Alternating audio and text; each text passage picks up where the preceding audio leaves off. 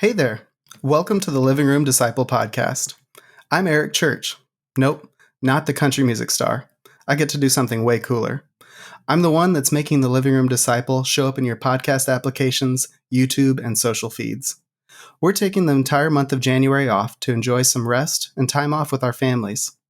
So, we're resharing some of our favorite episodes from last year. And the episode you're about to hear was originally titled Artificial Intelligence and Tech, featuring J. Kim. But I like to refer to it as the one about ChatGPT.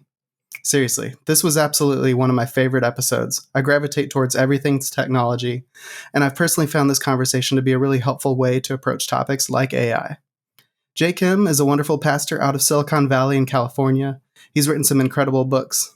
In fact, not only is he the guest on this re-released episode, but he wrote Analog Christian, and I highly recommend that you check that out. It's a really good book. And I'm prayerful that you'll find this conversation and episode as much of a blessing to you as it was to me.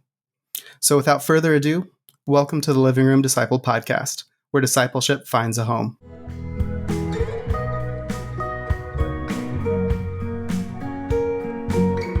Pastor Jay, I am incredibly excited to have you on the podcast today.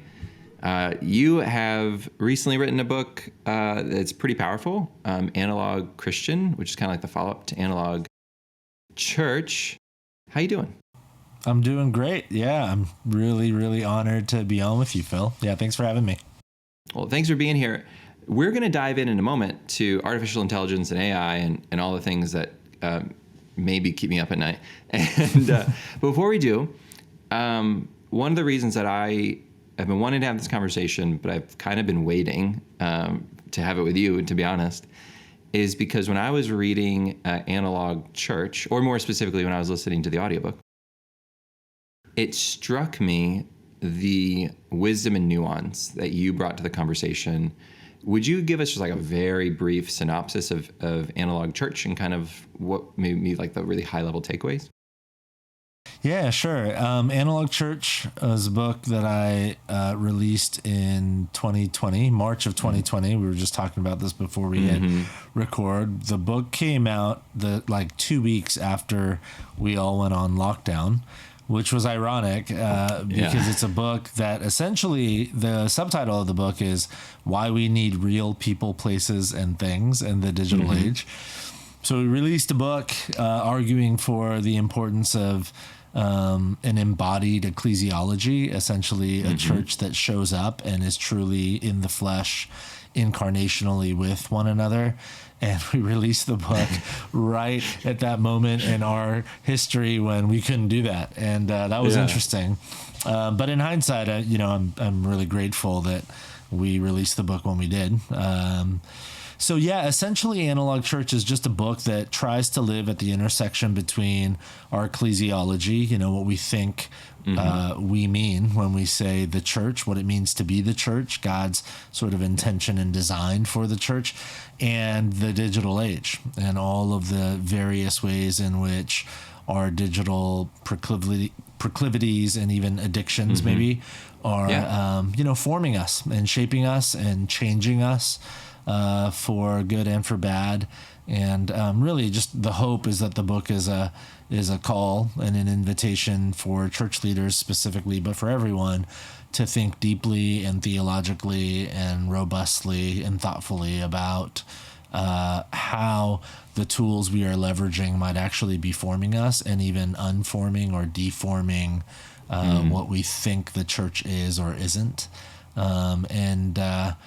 I think there's a lot more to be said about that, but that's what the book's about. Well, and I'm really glad that you said that, though, especially because one of the things that's interesting is you didn't have like a chuck it all type of mentality, and that's honestly that's where I'm at. Like I'm ready to go Amish. You know what I mean? Like I just have these times, and I'm where I reflect on social media and technology. In fact, I was just talking to someone about the fact that I was getting the chance to interview you, and the fact that I struggle with technology in the church, and their first reaction was, "What about all the good that has come from the intersection of technology and the church?" Yeah. And my reaction is to think about all the bad, and it's this really nuanced it's just not easy. I think that's like the big thing is there's not like a one size fits all solution. There's not like an easy. And so one of the things your book I think did for me was give me a framework.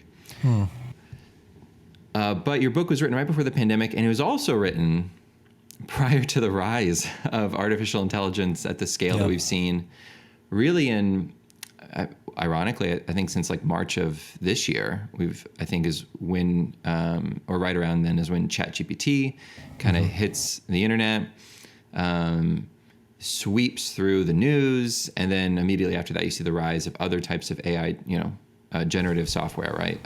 Things for AI audio, AI, pictures and videos. And so kind of takes the whole deep fake idea to a whole nother level. Yeah. And then I think 2 weeks ago, I read an article about a church in Europe that essentially navigated an entire Anglican service utilizing AI. So they kind of like told ChatGPT what they wanted it to do. It gave them a whole scripting, and they took that script and they plugged it into one of these AI video face generator type things. And then they just put it on a screen and led an entire church service. Outside of their normal times, like they did like a special thing that, they didn't bamboozle their congregation with it. But I'm sitting here, and this is really my big question for you. I'm sitting here, over here in like my relatively anti-technology kind of mind. And I'm like, I think all this stuff's from Satan. Like, this seems bad. I'm pretty sure the devil's in this. And I'm ready to chuck all AI. Yeah. I'm ready to put a big tag on the Living Room Disciple that says, no AI ever. And I have a distinct feeling I'm jumping off the deep end on what. So I guess my question for you is, do you see artificial intelligence and the rise of this type of technology as something that's going to be a net negative for the church, to the best of your understanding today? Yeah. It's a great question. I mean, I think it's a complex question. And the first thought that comes to mind is that on one hand, I think it's the question is early because I think artificial intelligence is early. So, when we talk about AI, which we're talking about a lot these days, like you said, because of the introduction of ChatGPT, which then sort of opened the floodgates, and created... I mean, you think about how fast it happened, nobody was talking. No one was talking about AI really, except like real tech nerds. And then ChatGPT. And then now it's like every week there's a new generative AI platform coming out. Big tech companies that are introducing, AI. There was a lot written about, Apple's sort of WWDC presentation where they introduced like the Vision Pro and all these new products and how intentional Apple was about not using those words, artificial intelligence.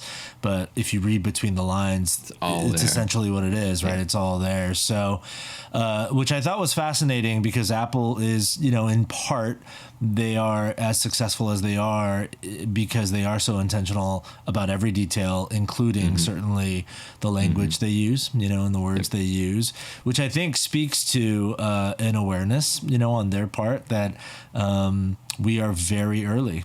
So to just use a phrase like artificial intelligence as sort of like common language, like, oh, AI, everyone does it kind of thing.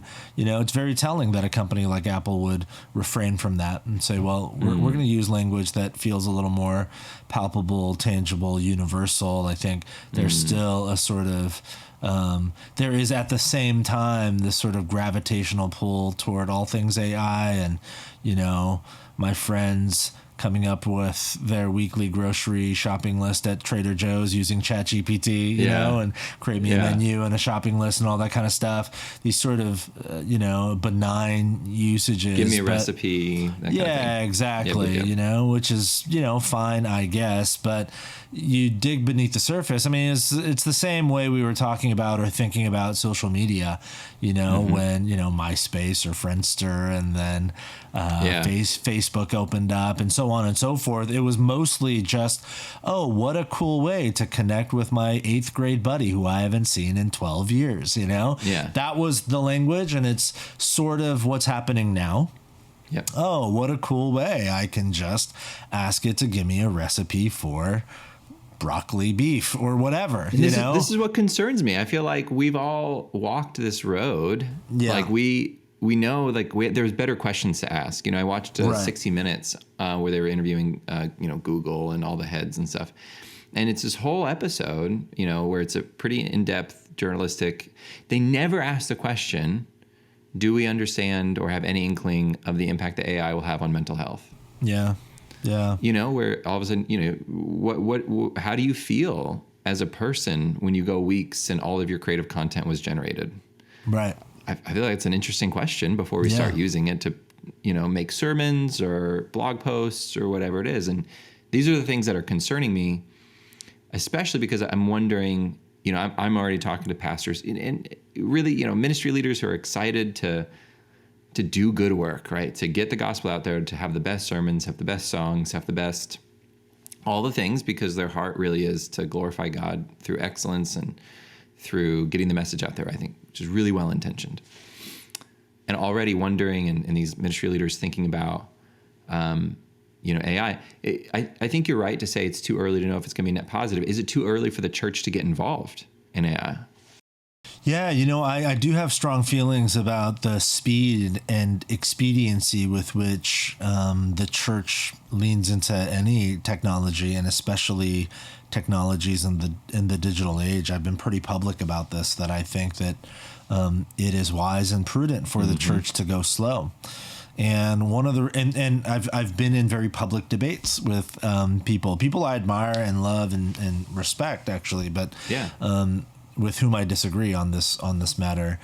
I think that going too slow is always the wiser path if it is posed against the other option of going too fast or going quickly.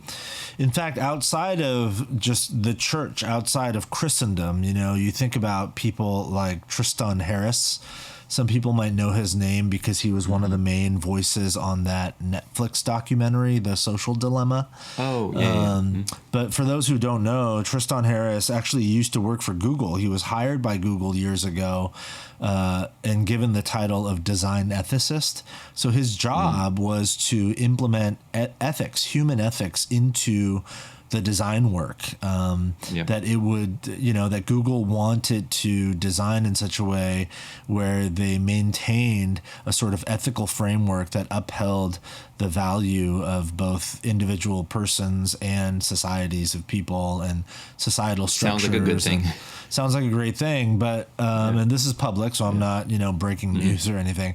Tristan Harris resigned and very publicly said he resigned because, and I'm not here to bash Google or big tech or anything like that, but just the story. Tristan Harris resigned because he said publicly that he realized Google, at the time at least, was not interested really in ethics in design, or at least were not interested if in any way it would affect the bottom line.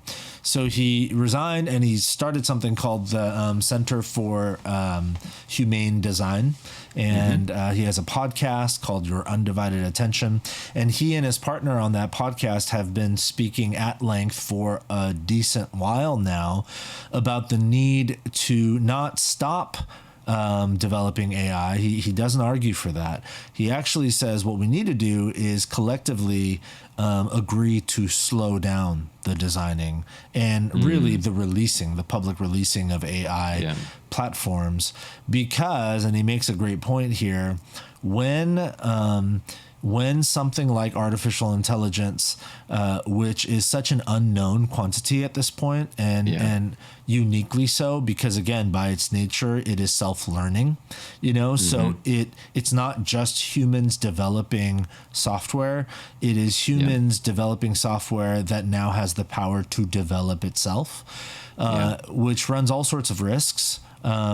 His argument is, there are ways that we can leverage AI positively that bring about a lot of good in the world, but we will sabotage that entire possibility if we thrust the technology into the competitive rat race of tech companies, because everybody is going to over design and release things publicly too early before it's been tested and adequately sort of seen through the lens of ethics, because you got to be the first, because it's the competitive rat race. And that's his whole argument. So I share that. It's a long roundabout way of saying I think that applies maybe even more so to the local church, because the local church, if we are the body of Christ and God's intention is to form people into Christ likeness by his Spirit through the mechanism of the church, then we are, in sort of a secular way of saying it would be that the church is in the business of forming humans into Christ likeness. Yeah, I like that. Not that the church does that, but that we are the platform or mechanism by which the Spirit of God does that communally. So if that is true, and if it is also true, and it is also true that one, digital technologies as a whole, but two, more specifically, artificial intelligence has the ability and the potential to really form and even unform and deform human beings in unique ways, then for the church, who is in the business of human formation, we have to be really mindful of that. We have to be thoughtful. We can't just jump in and say, here's artificial intelligence. Oh my gosh, what a tool. It'll make us so much more efficient. It'll help us create a better product. It'll expand our reach and our impact and potential, all of the, sort of big language of venture capitalism. That's a dangerous road to travel. And I do think church leaders need to pay attention, need to read and think and be in conversation, and at the same time go slow. Because the reality is, in anything, if you go too slow, most of the time with enough, willpower and drive and desire and the right people on board, you can catch up for the most part. But if you go too fast, there's almost nothing you can do to undo the damage of having gone too fast. And that's typical in most situations. So, those are just kind of my 2 cents in terms of AI, I think.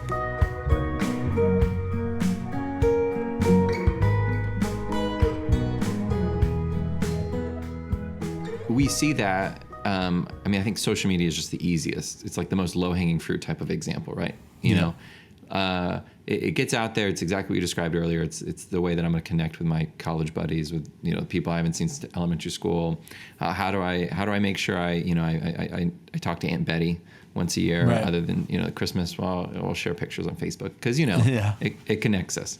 And I think a lot of us, if we were to ask the question to church leaders or to even just individuals, do you wish life didn't have social media, or if social media looked radically different? I think people would agree that they want to see a difference, but I don't think many people would want to do life without social media. And I'm almost concerned about why they wouldn't. But I think we all could take a step back and say, like, my connections were deeper pre-social media. I lead Bible studies and a home church and all these kind of things. I can't tell you the number of times that we're sitting in a small group, like just 6, 7, 8 people sitting in a circle talking about prayer requests, and 2 people are on their phones. You know what I mean? And so I think we kind of haven't understood, like, there's these negative effects that we didn't know we were going to become addicted. Yeah. And I guess this is a really roundabout way of asking the question. So if we could go back in time and have seen these negative effects with cell phones, I think we would make different decisions. If we could see the negative effects of social media, I think we'd make different decisions.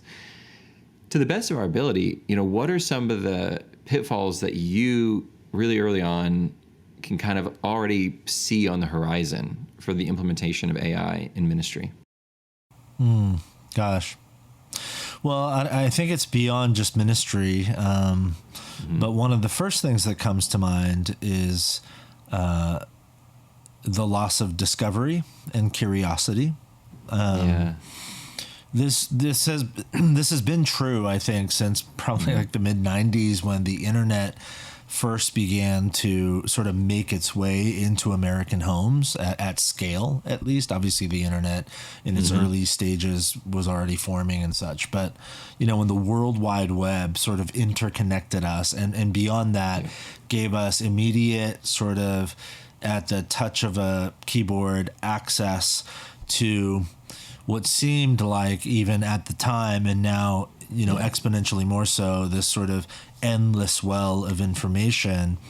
I think one of the dangerous, sort of destructive byproducts of that has been the rapid decline of our ability and aptitude as a society and as people to live with not just curiosity, but the willingness and the longing and desire to go on the journey and the search for whatever is out there, truth and beauty and goodness. Now we think much more so along the lines of just Google it. Or just ChatGPT it or whatever it is.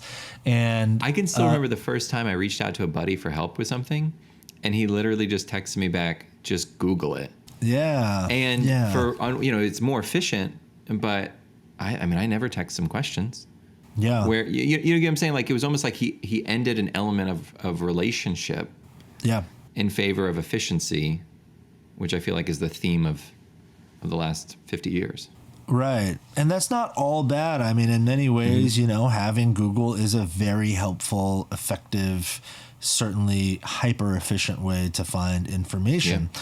But this is one of the things I talk about in Analog Church, my first book. But, a simple way for me to remember it is that digital is more than capable, and it's probably the most effective tool we have or have ever had in human history for information. So digital informs, and we should use it for information. That's great. Although there's all sorts of other things we could say about misinformation and all of that. But digital informs, and that's wonderful. But only transformation only happens, I think, or it happens at least most effectively and dynamically in analog, in embodied, the theological word would be incarnational ways. And the problem is, again, we are in the business of human formation, human beings being formed into a particular thing or person. And the reality is we are whole humans.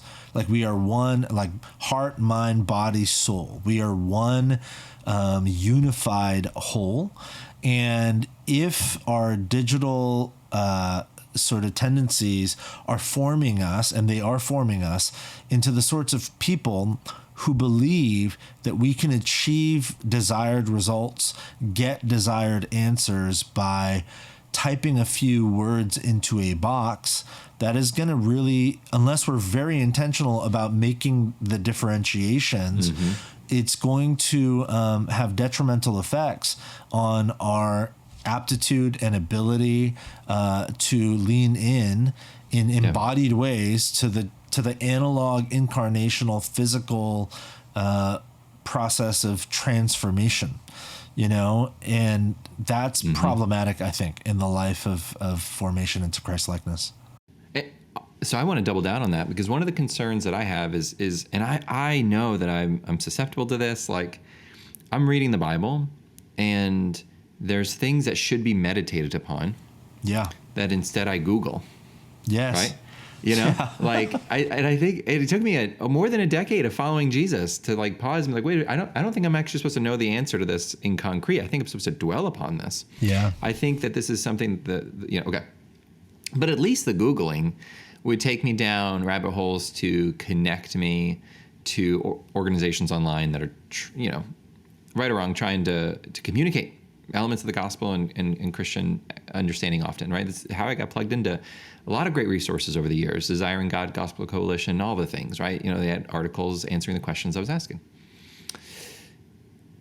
What do we do? And I think it's probably already happening, where when people go to ChatGPT and say, like, explain this verse to me, or, explain this biblical concept to me, or tell me your understanding of, what do we do when a pastor says, explain your understanding of Psalm 69, and that way I can use that? You get what I'm saying? Like, when ChatGPT becomes the Bible commentary for some. And I say that believing it's already happening in probably very small amounts right now.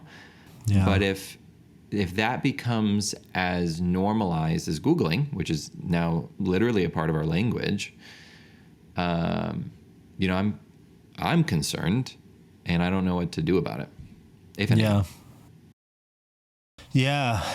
What's interesting, there's so much that's fascinating about the question you're asking. And, I'm very sort of novice and early in this whole journey as well. But I refuse to even open ChatGPT. I've never used it. So, I'm just like really ignorant. I'm telling you, I'm going to go Amish here. So. Yeah. It's not a bad call. Just talking to people here who, sort of their professional lives, are immersed in this sort of stuff. What all of them almost unanimously say is, and it's at the same time, it's like kind of hopeful, but also frightening. What they all say is, yeah, all of this, hubbub about ChatGPT and whatever else, Dolly and Midjourney and all this other stuff. All of this is so early. And what they say is that the way AI is working currently is it's just almost like it's going to look and feel Neanderthalic, very quickly. Exponentially exponentially quicker than what we saw with social media. So, my hope, I guess the hopeful thing is that in the early stages, we begin to realize that it lacks the sort of capacity for human empathy. Now, it can sort of spew out to you words that are empathetic. But my hope is that as embodied humans, we continue to maintain the ability to recognize that this is a machine, sort of, feigning as a living being speaking to us. My concern is that one of the reasons I say that is because, we've been Googling for decades now. And I think people still see Google generally for what it is, right? That it's a search engine. It's a machine that is pumping out data or information for us. Obviously artificial intelligence is a different thing, so it's like you said, it's generative. It reacts and responds, but it's still pulling from the deep well that is just the internet and data that is out there. What happens when that changes a little bit? So, I don't think that there is any sort of real, I could be wrong, but I don't think that there's any sort of real effective antidote to that other than to make sure that people in our midst continue to live with, a sort of deep awareness of the unique richness that comes to life when we live in actual communion with other embodied human beings. So what I mean is, rather than react and try to tell our people AI is bad, AI is bad, AI is bad, I think maybe the most effective thing we could do is to just sort of have a taste and see type of invitation to embodied community. That especially if the local church and Christian communities can create spaces of belonging where real people can show up in a real place in real time with other real people, and they can just consistently taste and see and experience the goodness of embodied reality, I think that's probably the best antidote to not falling into the trap of believing that digital platforms and artificial intelligence can take the place of embodied real human interaction. And then getting back to the original question in terms of, meditation literature, that is what the Bible is. The Bible is meditation literature. It's not intended primarily to be understood the way you would understand a math equation. It's intended to be meditated upon and to be lived into. Scott McKnight has this wonderful line in his book, Blue Parakeet. He says, I'm paraphrasing him here, but basically he says, the Bible is not intended to be read. The Bible intends to read you, and That's beautiful. and I think as long as we can invite people to that the scriptures are not information primarily, but that they are transformative meditation literature that we are supposed to sort of sink deeply into and not just get answers for, then I think we have a chance, moving forward. Well, I think the whole mindset you're talking about, and this is again one of the things that you talk about in Analog Church that I really enjoy was kind of what you're talking about with taste and see. It's less about talking against, in this case, AI, and it's more about genuinely offering something better. And there isn't anything better, in my opinion, than Christ and his church and the sweetness that comes from just like being around believers and being around the very broken, messy, ugly, but also beautiful, wonderful, like in the process of being sanctified body of Christ. And I actually think that's important, and I really don't want to pass that point by. I want to take a moment, meditate on it, honestly, that as church leaders, as myself and you in ministry, thinking about the individuals that we get to influence and shepherd and be a part of their spiritual journey and their walk in the kingdom of God, the focus is less about how can I use this next tool to do another thing, but it should be us taking a step back and just saying, like, what can we be doing to continuously curate a culture that creates more space for the Holy Spirit and more space for one another, to renew the very minds that are honestly not being renewed by the world, right? That are being dragged down by things, by whether it be old tech, old sins and temptations that have been around since human history, or the newest, latest, greatest thing, which is AI.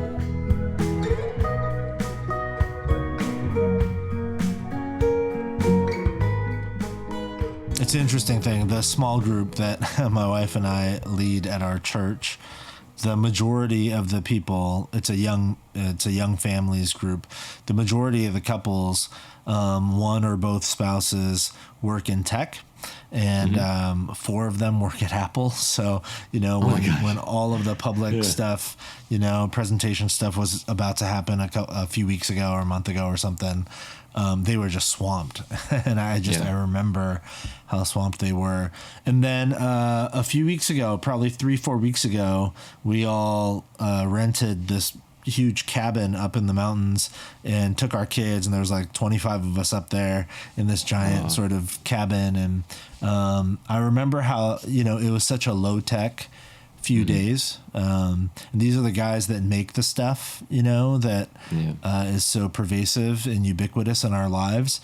And I remember sort of noticing how maybe easy is the wrong word, but just how naturally they slid into a low-tech time because we were together.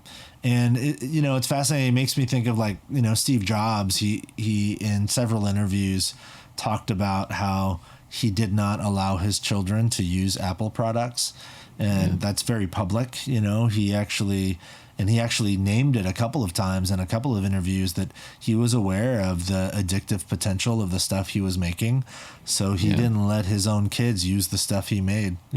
Which is so telling. It's so interesting. It's like the CEO of Camel cigarettes coming out and saying, I don't let my kids smoke my cigarettes. I was like, well, of course, right.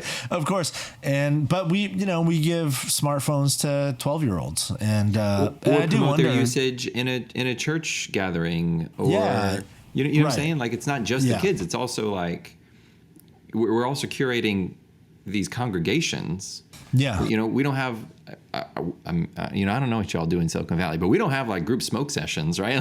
Like, you know what I mean? Like, we're still not promoting that behavior, even if you're obviously not kicking people out or anything, but you know what I'm saying? Like, we're not promoting these poor habits and things that are addictive in nature.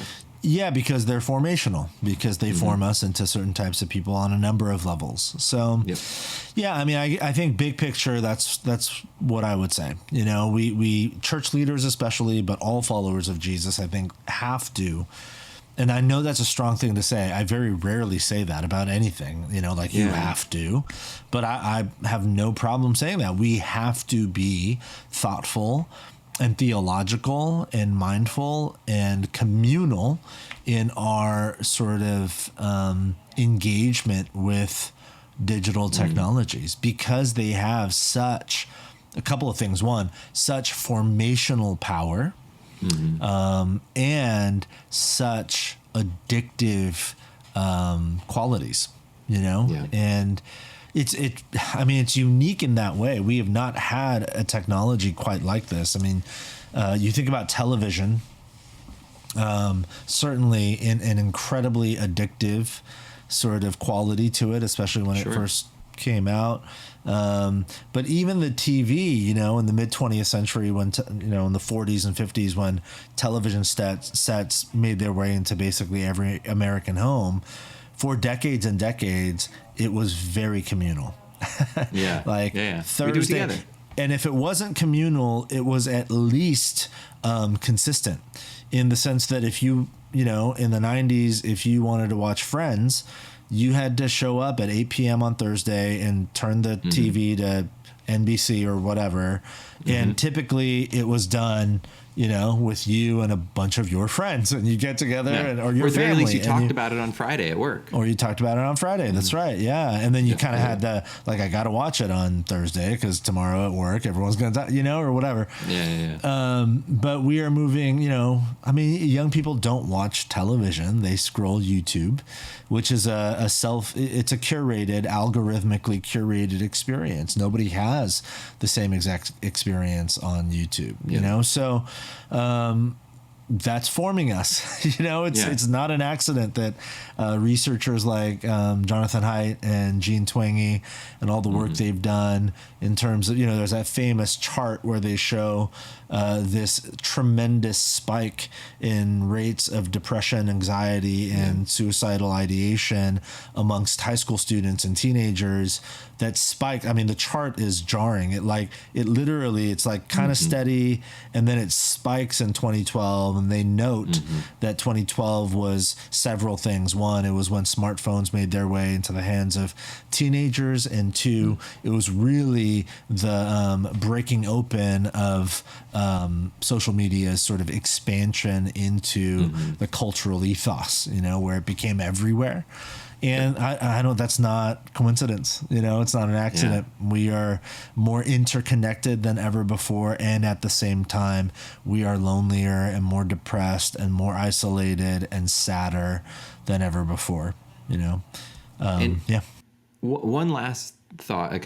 I want to pitch what I've been thinking about for a minute, and I want to get your wisdom and thoughts on it. One of the things I'm concerned about is church content creation. Using, you know, writing the worship songs, writing the sermons. And, you know, we're